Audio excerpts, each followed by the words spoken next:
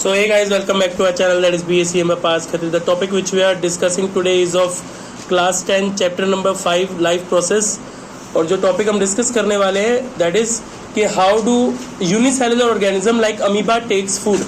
ठीक है, तो जो यूनिसेलुलर ऑर्गेनिजम्स होते हैं जैसे कि अमीबा हो गया, पैरामीशियम हो गया, तो ऐसे ऑर्गेनिजम्स खाना कैसे ले पाते हैं. अब प्रॉब्लम ये है कि हम इस बात पर स्ट्रेस्ड ही क्यों है कि वो लोग खाना कैसे ले पाते हैं. स्ट्रेस्ड इसलिए है क्योंकि आप देखो कि उनके पास में हमारी तरह स्पेशल ऑर्गन्स नहीं है जो कि खाने को ले सकें इंजेक्शन के लिए. आप देखो जैसे हमारे पास में क्या है, हमारे पास हमारा माउथ है जो कि क्या करता है, हेल्प करता है इंजेक्शन में. ठीक है, फूड को इंजेस्ट करने में, फूड को अंदर ले जाने में मदद करता है. लेकिन हमारे पास हमारे हाथ है जिससे हम पकड़ के फूड को उठा के खा सकते हैं. ठीक है, जानवर है, जानवरों के पास में शिकार करने के लिए है. लेकिन ये सब क्या है, ये सभी मल्टी सेलुलर ऑर्गेनिज्म है. ठीक है, हम हो ह्यूमंस, चाहे कोई एनिमल हो, चाहे ये प्लांट्स हो, ये सभी क्या है, ये सब मल्टी सेलुलर ऑर्गेनिज्म है. सिर्फ और सिर्फ अमीबा या पैरामीशियम ऐसे कुछ सिलेक्टेड एनिमल्स या फिर ऑर्गेनिज्म है, माइक्रो ऑर्गेनिज्म है जो कि क्या है, यूनिसेलुलर है. तो वो लोग अपना फूड कैसे ले पाते हैं, तो वो लोग अपना फूड ले पाते हैं through a special thing called as pseudopodia. ठीक है, ये सीडोपोडिया क्या है, तो यहाँ पे आपको जो डायग्राम दिखाई दे रहा है, इस डायग्राम के अंदर आप देखिए ये जो फूड पार्टिकल है, ये जो साथ में मैंने वैसे गलती करी, इसमें लेबल नहीं किया है तो वो आप कर लेना. ठीक है, इसके आगे कर लो लेबल फूड पार्टिकल. ठीक है, इसके आगे कर लो फूड पार्टिकल है ये.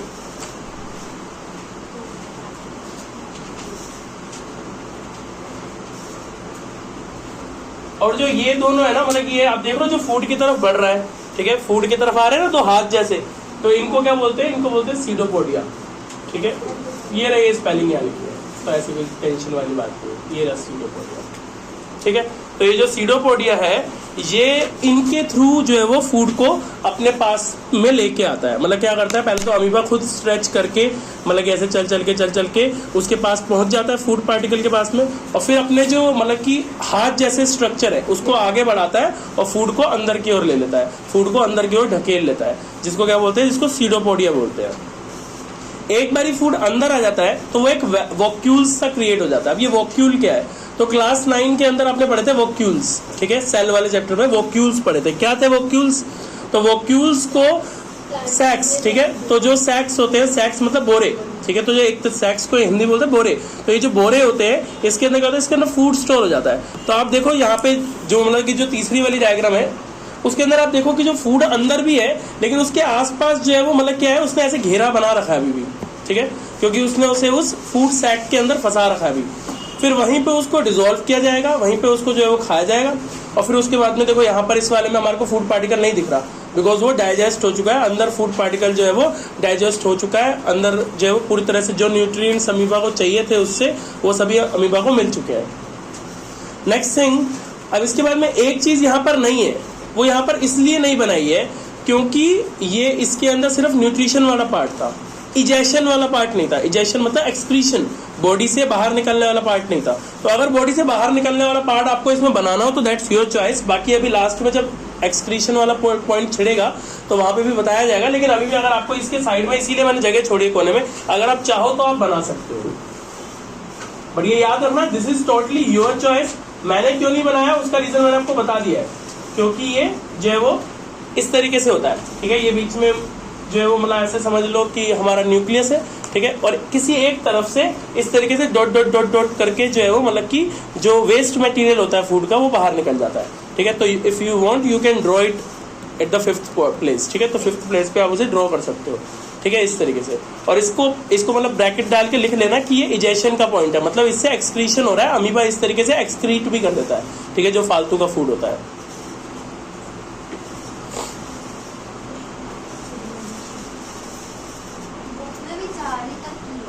तो बता तो रहा हूँ, क्योंकि उसका लॉजिक बता तो रहा हूँ, इसीलिए दिया है क्योंकि वो सिर्फ न्यूट्रिशन वाला पार्ट है.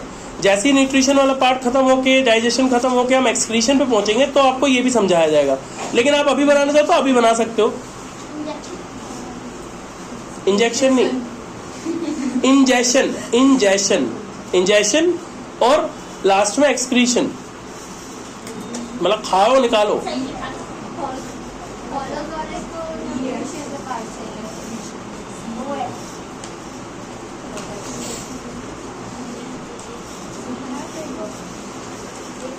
कर लिया सबने. ठीक है, तो अब आगे बढ़ते हैं। अब आपको समझना है कि what do you understand by the topic which is heterotrophic. ठीक है, हेट्रोट्रॉफिक न्यूट्रिशन के अंदर क्या होता है। अब हेट्रोट्रॉफिक न्यूट्रिशन से पहले आपको याद है, अभी लास्ट क्लास में हमने ऑटोट्रॉफिक न्यूट्रिशन पढ़ा है। ऑटोट्रॉफिक न्यूट्रिशन क्या था, जब अपना खाना खुद बनाता है, जब प्लांट्स अपना खाना खुद बनाते हैं, ठीक है, तो उसे ऑटोट्रॉफिक न्यूट्रिशन बोलते हैं। वो कैसे होता है वो सब कुछ पढ़ा था हमने कि वो फोटोसिंथेसिस से होता है, उसके 4 चीजें, वो सब कहाँ से आता है वो सब पढ़ लिया। अब बात करते हैं हेट्रोट्रॉफिक्स की। हेट्रोट्रॉफिक्स का सिंपल सा मतलब क्या है, an organism that is unable to synthesise its own food. ठीक है, लिखा हुआ है कि एक ऑर्गेनिज्म जो कि अपना फूड खुद सिंथेसाइज ना कर सके। सिंथेसाइज वर्ड को अगर आपको मतलब ना पता हो तो उसे अंडरलाइन करके ऊपर लिख लो। सिंथेसाइज का मतलब होता है अरेंज कर पाना। ठीक है, इकट्ठा कर पाना, अरेंज कर पाने को सिंथेसाइज बोलते हैं। ठीक है, पेन नहीं है, ये लो कैच करो। ठीक है, सिंथेसाइज कर पाना या फिर इकट्ठा कर पाना। ठीक है, तो जो ऑर्गेनिज्म अपना खाना खुद इकट्ठा नहीं कर पाते या फिर सिंथेसाइज नहीं कर पाते, उनको बोलते हैं क्या, उनको बोलते हैं हेट्रोट्रॉफिक न्यूट्रिशन। अब जो अपना खाना खुद इकट्ठा नहीं कर पाएंगे वो क्या करेंगे, वो किसी दूसरे पे डिपेंड करेंगे खाने के लिए। भाई आप खुद देखो, एक बच्चा है, वो अपना खाना खुद तो नहीं बना सकता है ना, ना ही वो बोल सकता है किसी को कि मुझे खाना चाहिए, तो उसकी मदर उसे फूड प्रोवाइड करती है ना। तो यानी कि that child is dependent upon someone else to give them food. इसी तरीके से ऑल ऑफ अस, ठीक है, हम सभी क्या है, हम सभी हेट्रोट्रॉफिक है। बिकॉज कहने को तो हम बोल देते हैं वी आर सेल्फ सफिशिएंट, है ना, हम सेल्फ रिलायंट है। ठीक है, हम जो है वो बड़े हो गए, बट कहने को आप कुछ भी कहो, लेकिन हम अपना खाना खुद तो नहीं बना सकते ना। अब बनाने का मतलब कोई ये मत कहना हमें मैगी बनानी आती है, बनाने का मतलब वो नहीं है। बनाने का मतलब यहाँ पे ये है कि आपके पास कोई ऐसी शक्ति तो नहीं है ना कि आप अभी ऐसे धूप में ऐसे ऐसे करो आपके हाथ में खाना आ जाए, ऐसा तो नहीं कर सकते ना। खाना अल्टीमेटली उसके लिए आप डिपेंड करोगे, या तो आप प्लांट सोर्सेज पे डिपेंड करोगे, है ना, या फिर आप एनिमल सोर्सेज पे डिपेंड करोगे। इसके अलावा कोई तीसरा तरीका तो नहीं है खाना बनाने का हमारे पास में। ठीक है, इधर प्लांट सोर्स और एनिमल सोर्स। ठीक है, तो इसीलिए हम सभी क्या है, हम सभी हेट्रोट्रॉफिक है। क्लियर है इतनी बात। अब इसी के अंदर एक क्वेश्चन ये भी है कि व्हाट आर इट्स टाइप्स, इसके टाइप्स क्या क्या है, हेट्रोट्रॉफिक न्यूट्रिशन के टाइप्स क्या क्या है, किस तरीके से हेट्रोट्रॉफिक न्यूट्रिशन अलग अलग तरीके से हो सकता है। तो इसके 3 टाइप्स हैं, एक है सेप्रोट्रॉफिक, एक है इसके अंदर पैरासिटिक और एक है इसके अंदर होलोजोइक। यह पहले की क्लासेस में भी पढ़ चुके हो। ठीक है, लेकिन ऑब्वियसली अब देखो टॉपिक है तो हमारा फर्ज है भाई आपको एक बार रिवाइज कराना, तो इसको समझिए। तो सबसे पहले सेप्रोट्रॉफिक्स कौन से होते हैं। सेप्रो वर्ड का मतलब क्या होता है, यहाँ पे सेप्रो का मतलब होता है डेड एंड डिकेइंग। ठीक है, सेप्रो word hair means dead and decaying, मरे हुए। उसके नीचे डेफिनेशन में भी लिखा हुआ है feeds on dead plants and animals. ठीक है, डेड प्लांट्स या फिर जो डेड एंड डिकेइंग एनिमल्स होते हैं। अब ये डिकेइंग का मतलब क्या है, यहाँ पे डिकेइंग का मतलब यहाँ पे सड़ जाना। ठीक है, ऐसे प्लांट्स जो प्लांट्स या फिर जो एनिमल जो सड़ रहे हो। अब जैसे एग्जांपल के लिए आपको बताता हूँ, जैसे मान लो कि आपने देखा ही होगा, आज तक कोई ऐसा तो नहीं है जिसने रोड पे मरा हुआ कोई कुत्ता ना देखा हो, है ना, सभी ने देखा होगा कभी ना कभी।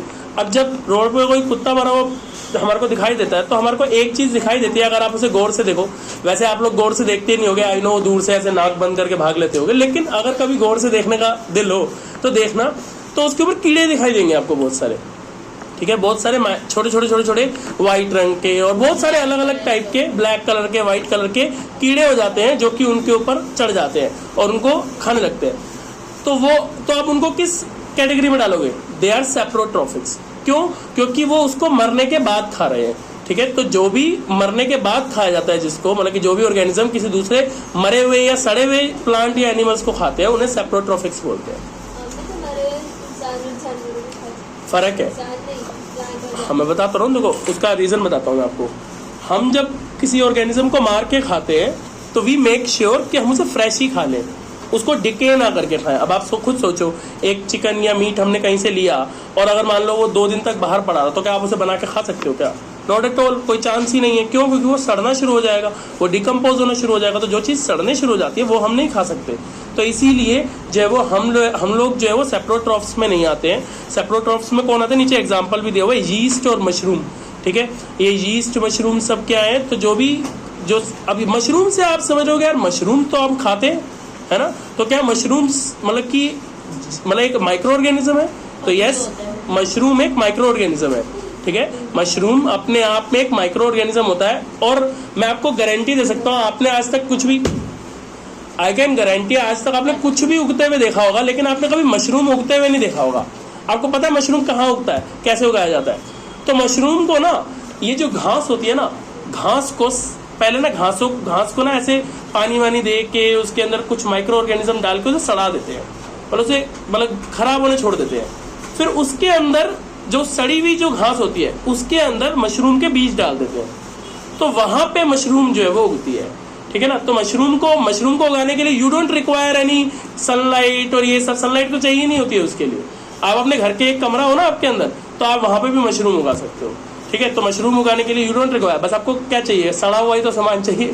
ठीक है ना। तो मशरूम ऐसे उगती है। तो मशरूम क्या है, mushroom is an micro organism. बिल्कुल, मशरूम जब उगाई जाती है उस पर्टिकुलर जगह में बहुत स्मेल होती है, बहुत एसेंस होती है। ठीक है। तो वो उस जगह पे ग्रो करती है। इसी तरीके से यीस्ट होता है। यीस्ट क्या होता है, यीस्ट ना बेसिकली दो तरीके का होता है। ठीक है। एक यीस्ट तो होता है जो ये सड़े हुए प्लांट एनिमल्स को खाता है। एक यीस्ट होता है खमीर। ठीक है। आपने सुना होगा भटूरे फूलते हैं, अब घर में आप सबने भटूरे बनाए होंगे कभी ना कभी, है ना। पर आई कैन गारंटी कि वो भटूरे वैसे नहीं फूल रहे होंगे जैसे कि बाजार वालों के फूल रहे होते हैं। मतलब आप कह सकते हो कि हाँ फूल रहे थे, सही बने थे, अच्छा है, वो आपकी मन की तसल्ली के लिए, लेकिन एक्चुअल में वो बाजार जैसे नहीं फूले होंगे। क्यों? क्योंकि बाजार वाले क्या डालते हैं उसके अंदर, यीस्ट डालते हैं। ठीक है। Dry active yeast. ठीक है। तो वो जो ड्राई एक्टिव यीस्ट होती है वो डालने से क्या होता है, वो डबल होना शुरू हो जाता है। ठीक है। जैसे ही वो डबल होना शुरू होता है तो वो आटा फूलने लगता है। ठीक है। स्पंजीनेस आ जाती है उसके अंदर। ठीक है। ऐसे ही जो केक बनते हैं, पेस्ट्रीज बनती है, इन सब में भी वही डलता है। पिज्जा में भी डलता है, गार्लिक ब्रेड में भी डलता है, हर चीज में डलता है। जो भी तो मतलब हम भटूरे खाते हो नॉनवेज होते हैं? Technically yes. क्यों? क्योंकि आप देखो उसके अंदर अब मैंने टेक्निकली यस क्यों बोला, टोटली यस क्यों नहीं बोला, क्योंकि जब आप उसको तलते हो ना तो वो जो यीस्ट होता है वो मर जाता है, तो वो जिंदा तो नहीं खा रहे हो आप। ठीक है। तो जिंदा तो नहीं खा रहे हो आप। अब ऐसे तो आप ये भी बोल सकते हो कि दही भी जो है वो नॉन वेज है, उसमें बैक्टीरिया है ना, वो भी तो बैक्टीरिया है, तो वो भी तो नॉन वेज है, कहने को तो वो भी नॉन वेज है। हाँ वो भी नॉनवेज होता है फिर तो। हाँ ओके, ठीक है, समझ गए। So this was all about saprotrophic nutrition. Clear है? Saprotrophic nutrition simple as that कि जो भी dead and decaying animals and plants को खाए वो सेप्रोट्रॉफिक न्यूट्रिशन में आता है। सेप्रोट्रॉफिक ये हेट्रोट्रॉफिक का पार्ट था, नीचे फर्स्ट वाला सेप्रोट्रॉफिक। ठीक है। सेकंड आप दूसरा कौन सा है? दूसरा है पैरासिटिक न्यूट्रिशन। पैरासिटिक न्यूट्रिशन पढ़ने से पहले आपको एक सिंपल सी चीज बताता हूँ। सेक्टर 6 वाले स्कूल में कौन कौन है यहाँ पे? हाँ, तो सेक्टर 6 वाले स्कूल से, और आप लोग सेक्टर 7 में हो ना भाई, तो और आप 8 में, तो सब लोग यानी कि आते उधर से ही हो, है ना, उस तरफ से आते हो, मतलब सेक्टर नहीं, उधर से नहीं, कभी इधर से आना, ये जो माउंट आबू वाली तरफ से। ठीक है। तो जब आप उधर से आते हो ना तो कभी ध्यान देना, ये जो रिठाला मोड़ वाला एरिया है, रिठाला मोड़ समझते हो? रिठाला मोड़ वाला जो क्रॉस है जहां से 990 अंदर आती है, ये पार्क वाले सीधे, पार्क वाला है, पार्क से सीधे जाली वाला पार्क से सीधे चले जाओ बाहर, तो जो रोड आती है वो जो किनारा आता है वो है रिठाला मोड़। वहां पे ना कभी पीछे मुड़ के देखना, तो वहां पे आपको दिखाई देगा बड़े बड़े पेड़ है, पर उन पेड़ों के ऊपर ना आपको कोई एक चीज दिखाई देगी जो सभी पेड़ों में कॉमन है। मतलब आपको ऐसा दिखाई देगा यार ये सभी पेड़ एक जैसे क्यों है, तो आप हो सकता है ऐसा सोच लो कि हो सकता है सब एक ही तरह से होंगे, लेकिन अगर आप उन्हें ध्यान से देखोगे तो नीचे के अलग अलग प्लांट है वो सब, पर ऊपर सबकी लीव्स एक जैसी है, तो वो क्या झोल है?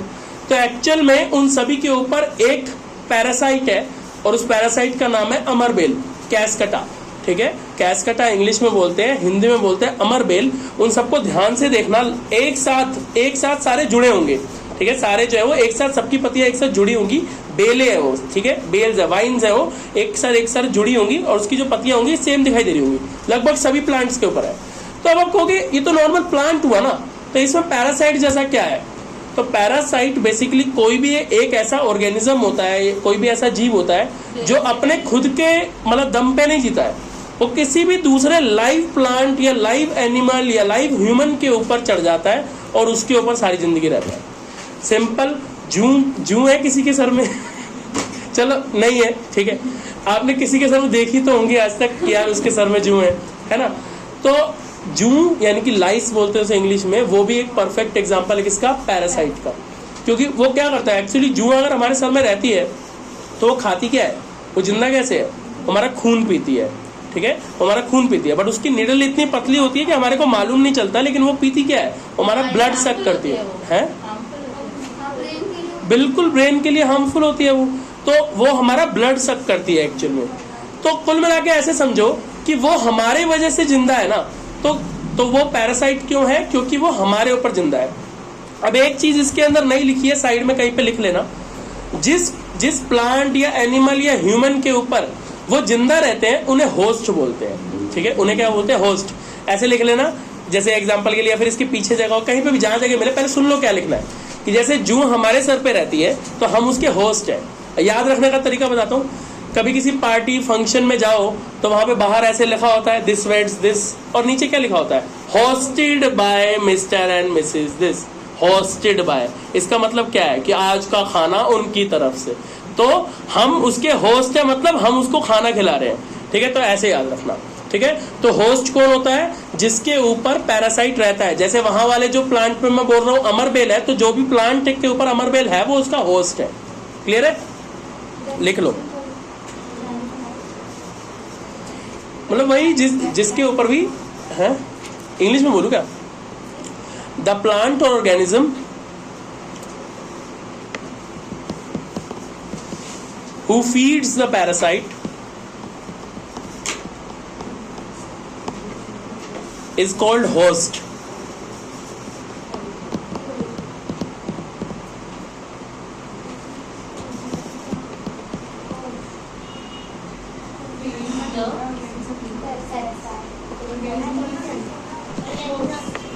क्लियर है, लिख लिया सबने? तो पैरासिटिक क्लियर है बिल्कुल, ठीक है। इसके 3 एग्जाम्पल यहाँ पे दे रखे हैं। अच्छा, ये टेप वॉर्म क्या होते हैं? कभी कुत्ते हैं किसी के घर में? नहीं। तो अगर आप कभी कुत्ता पालो या कभी किसी के घर में कुत्ता हो तो उनसे पूछना इनको कीड़े पड़ते हैं क्या, ठीक है, तो वो आपको कहेंगे यस कीड़े पड़ते हैं। कुत्तों का मतलब कि लॉजिक ये है कि उनके बॉडी में कीड़े पड़ते हैं, तो उनकी बॉडी में जो कीड़े पड़ते हैं उसमें से एक टाइप का कीड़ा होता है ये टेप वॉर्म, ठीक है। बिल्कुल ऐसा टेप जैसा दिखाई देता है, ठीक है, लेकिन वो वॉर्म होता है, यानी कि वो एक इन्फेक्शियस जो है वो मतलब कि माइक्रो ऑर्गेनिज्म होता है, ठीक है। और इसके अलावा ये टेप वॉर्म हमारे पेट में भी हो सकते हैं। कभी सुना है ना बच्चों को कीड़े पड़ जाते हैं पेट में, है ना, हम बच्चों को किसी को भी पड़ सकते हैं, ठीक है। स्कूल में एल्बेंडाजोल की टैबलेट भी देते हैं उसको खत्म करने के लिए, हाँ वो चबानी होती है जो, ठीक है, वो एल्बेंडाजोल की टैबलेट, तो वो किस लिए होती है, वो इसीलिए होती है ताकि आपके पेट के कीड़े मर जाए। क्लियर है इतनी बात? डन। पैरासिटिक क्लियर है, parasitic mode of nutrition Srishti clear है, पैरासिटिक मोड ऑफ न्यूट्रिशन हाँ सबको देनी होती है। Next is holozoic nutrition. तो होलोजोइक न्यूट्रिशन कौन सी है? होलोजोइक न्यूट्रिशन वो है जो कि अपने फूड को स्पेशल ऑर्गन से इंजेस्ट करे, ठीक है। ऐसे ऑर्गेनिज्म जिनके पास में जो है वो अपने फूड को इंजेस्ट करने के लिए स्पेशल ऑर्गन होते हैं, जैसे हम ह्यूमंस, हमारे पास स्पेशल ऑर्गन है ना ये माउथ, ये किस लिए? इसका पर्टिकुलरली काम ही खाना है, बताओ, ठीक है। पूरी बॉडी में एक स्पेशल ऑर्गन दिया जिसका काम खाना ही है, ठीक है ना। तो इसीलिए हम क्या हुए, हम हुए होलोजोइक, ठीक है। तो हम हो गए या फिर अमीबा हो गया, तो कोई भी ऐसे ऑर्गेनिज्म जो कि बाहर से फूड को लेकर के खाते हैं, ठीक है, मतलब एक्सटर्नल वे से फूड को लेकर के खाते हैं। तो हम ह्यूमंस, सारे एनिमल्स, अमीबा, सभी क्या हो गए, सभी हम होलोजोइक हो गए। क्लियर है? अब पेज को पलट लो, ये ऊपर ना इसका टॉपिक नहीं लिखा है क्योंकि ये मैंने प्रिंट कराया तो इसके ऊपर टॉपिक नहीं लिखा है। सबसे ऊपर लिख लो digestion, digestion in human, digestion in human.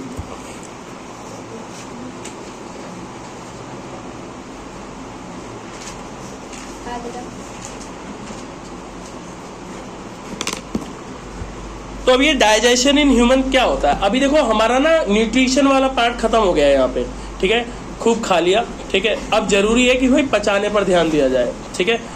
तो अब इसके लिए डाइजेशन जरूरी है, ठीक है। डाइजेशन कैसे होगा वो समझिए।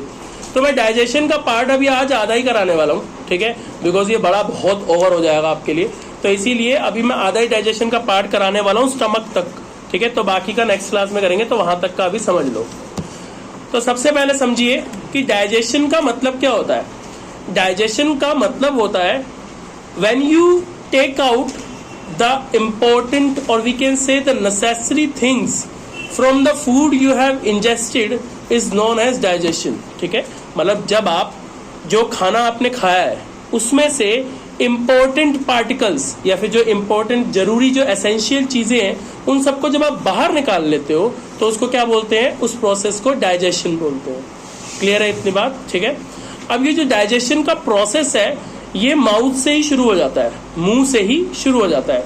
कैसे शुरू हो जाता है? मुंह से ये इस तरीके से शुरू हो जाता है कि हमारे मुंह के अंदर दो बहुत ही इंपॉर्टेंट चीजें हैं। क्या? पहली चीज हमारे टीथ। तो हमारे टीथ क्या करते हैं? तो हमारे टीथ बेसिकली फूड को ग्राइंडिंग करने का काम करते हैं। ठीक है, फूड को ग्राइंड करने का काम करते हैं, फूड को ग्राइंड करते हैं। अब ग्राइंड करने के लिए भी अब यहाँ पे ना देखो, इसके अंदर एक चीज लिखी नहीं है, तो आप लिखना चाहो तो लिख लेना, लेकिन अभी पहले सुन लो ध्यान से क्या बोल रहा हूँ। तो एक बारी पेपर में ना क्वेश्चन आ गया कि which kind of teeth grinds the food. ठीक है, अब विच टाइप ऑफ फूड आ गया, तो विच टाइप का मतलब क्या है? तो उसके लिए यू शुड नो कि भाई there are 4 type of teeth. ठीक है, 4 टाइप ऑफ टीथ। मालूम है ना, हमारे मुंह में 4 तरीके की टीथ होते हैं, पढ़ाया जाता है छोटी क्लास में। कौन कौन से? इंसीजर्स, ये आगे वाले। ठीक है, ये इंसीजर्स होते हैं। ठीक है, दीज आर द कैनाइन्स। ठीक है, ये कैनाइन्स है। ठीक है, ये प्रीमोलर्स एंड देन लास्ट में मोलर्स। ठीक है, तो इनमें ग्राइंड वाला काम कौन कर रहा है? Molars and premolars. तो ये इसका आंसर था, ये भी last to last year paper में आया था। ठीक है, कि भाई कौन से टाइप के टीथ ग्राइंड करते हैं? तो molars and premolars grind the food, क्योंकि ये जो इंसीजर्स और ये जो कैनाइन्स है ये तो हमारे को सिर्फ कट करने के लिए है चीजों को। ठीक है, बाकी जो प्रीमोलर्स और मोलर्स है वो ग्राइंड करते हैं फूड को।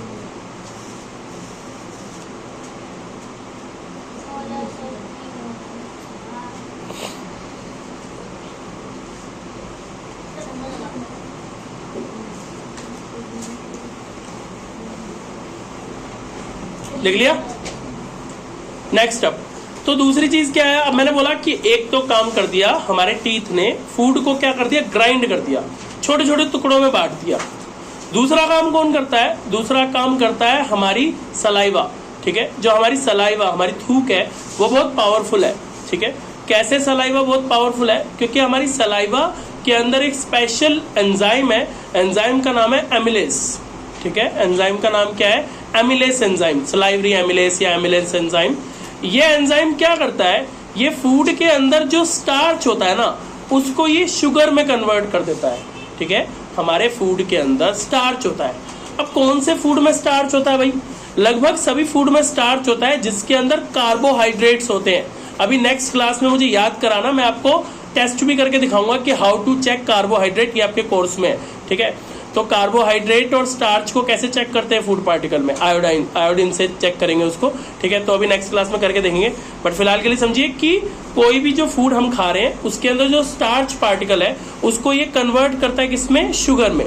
ठीक है, क्योंकि शुगर डाइजेस्ट करना आसान है।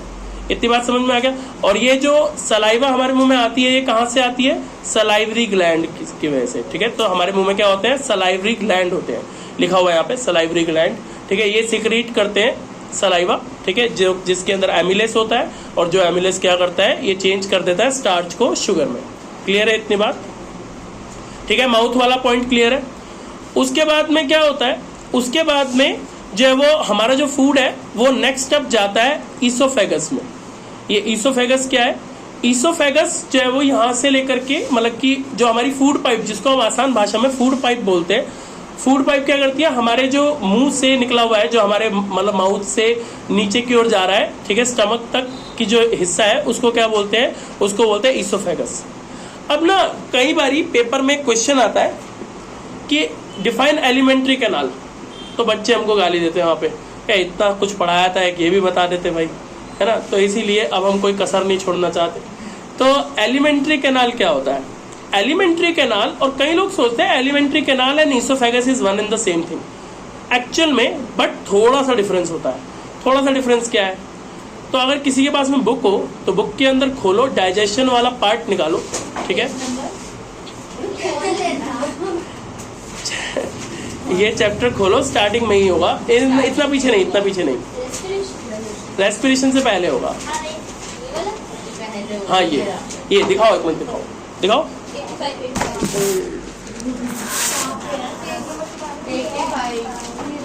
ठीक है, तो यहाँ देखो, अब दिख जाएगा, समझ आ जाएगा।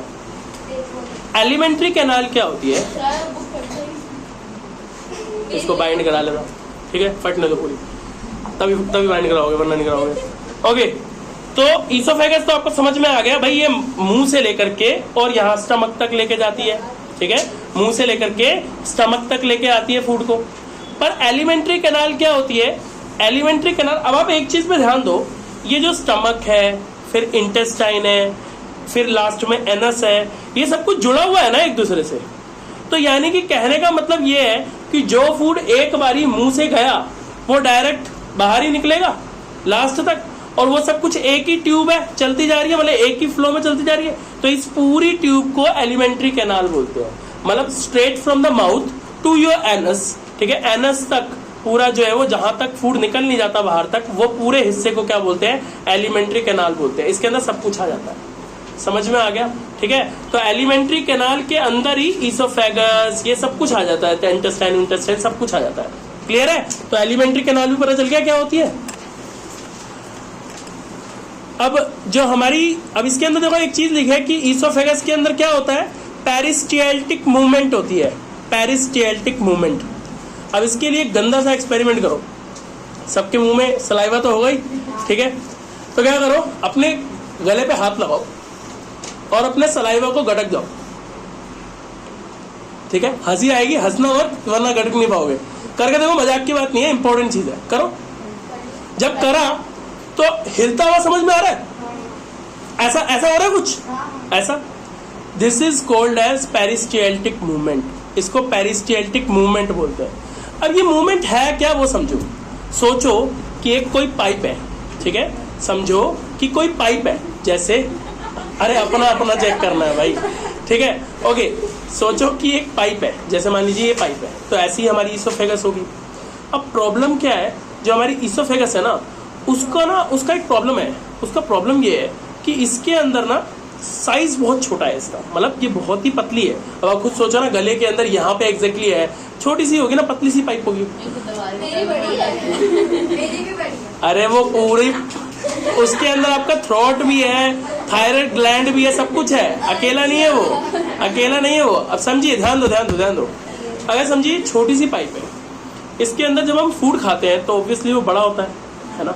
तो प्रॉब्लम क्या है, प्रॉब्लम ये है कि जैसे ही आप फूड खाते हो ना, यहाँ पे बीच में अटक जाता है, ठीक है, वो बीच में अटक जाता है। अब अटकने की वजह से क्या होता है, अब आप ऐसे सोचो कि ये पाइप ना वर्सेटाइल हो, जैसे नॉर्मल पाइप होता है ना, पाइप पानी देने वाला पाइप होता है, सोचो ये वो पाइप है, इसके अंदर कोई चीज अटक गई है, तो अब क्या करते हो, यहाँ से अगर मैं दबाऊंगा पाइप को तो ये ऐसे नीचे आ जाएगी, है ना, मतलब अगर मैं इधर से दबाऊंगा इसको तो ऐसे बाहर आने लग जाएगी ना, पाइप के अंदर जो भी सामान होगा वो बाहर आने लग जाएगा, है ना। तो ये वही काम करता है, ये जो ऐसे आपको ऊपर नीचे होता हुआ दिखाई दे रहा है, ये वही काम है।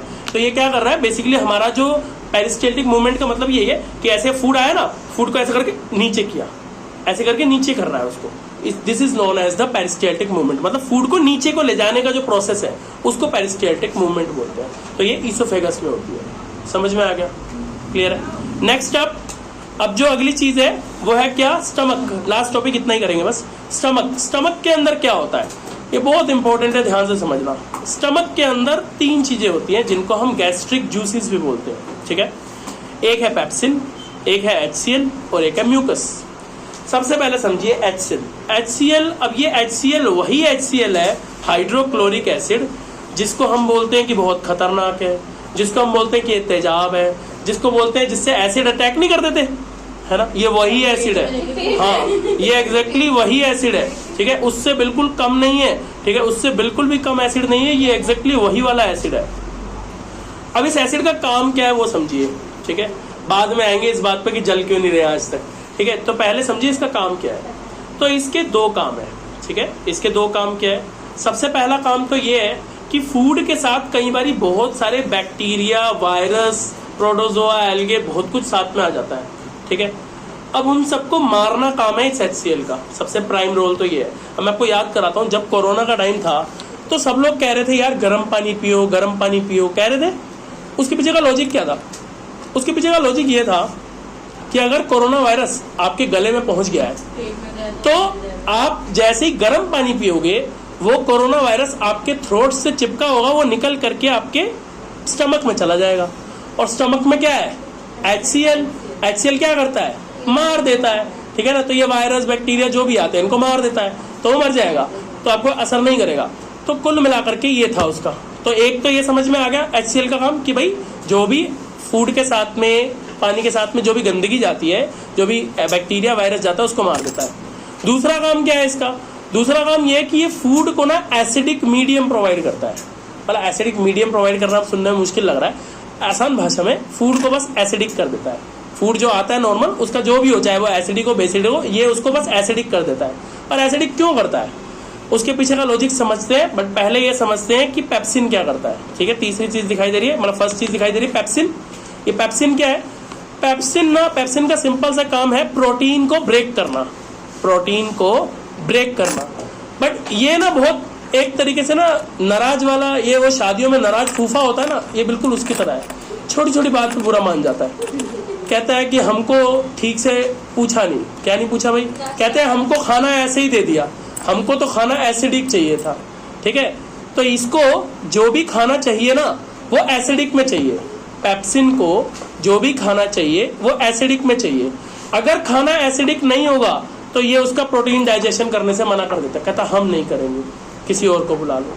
ठीक है, ठीक है ना। तो ये जो वो एसिड का मतलब इसीलिए आप समझ में आया कि क्यों HCl खाने को एसिडिक बनाता है, ताकि ये जो फूफा जी हैं ये नाराज ना हो। ठीक है, तो पेप्सिन खाने को ब्रेक डाउन कर दे, उसका जो प्रोटीन है उसको डाइजेस्ट कर पाए, इसी के लिए जो मतलब HCl है वो क्या करता है? खाने को एसिडिक करता है। समझ में आ गया खाने को एसिडिक क्यों किया जाता है? ताकि जो पेप्सिन है वो फूड के अंदर जो प्रोटीन है उसका डाइजेशन कर सके। समझ में आ गया। अब आते हैं वो तीसरी बात पे कि यार इतना खतरनाक एसिड हम पेट में लिए बचपन से डोल रहे हैं, आज तक हम जले क्यों नहीं, है ना। तो उसके पीछे का सारा श्रेय जाता है ये तीसरी चीज म्यूकस को। ठीक है, ये म्यूकस क्या है? म्यूकस हमारे स्टमक की ना इंटरनल लाइनिंग है। ठीक है, इंटरनल लाइनिंग मतलब क्या है? जैसे ऐसे समझ के चलो कि मान लो ये रूम हमारा पूरा क्या है? एसिड है। ठीक है, मतलब ये पूरा एसिड नहीं, ये पूरा रूम समझ लो, ये हमारा स्टमक है। ठीक है, अब इस स्टमक के अंदर क्या है? HCl भरा हुआ है। अब अगर HCl भरा होगा तो इसकी दीवारों पे तो भैया छेद होने शुरू हो जाएंगे ना। पर मैंने क्या करा, मैंने कहा मैं ना एक ऐसा वाटरप्रूफ पेंट जानता हूँ, दीवारों पे कर देंगे ना एसिड, जितना मर्जी डालो इसके ऊपर, छींटे मारो एसिड के, कुछ नहीं होगा, है ना। तो वही वाला हिसाब है। तो हमारा जो स्टमक है उसकी जो इंटरनल लाइनिंग है, उसकी जो अंदर की लाइनिंग है, उसके ऊपर क्या लगा हुआ है? म्यूकस लगा हुआ है। उसके ऊपर म्यूकस की लेयर लगी हुई है। उस लेयर की वजह से क्या रहता है? एसिड हमारे स्टमक में रहता है लेकिन हमारे को परेशान नहीं करता।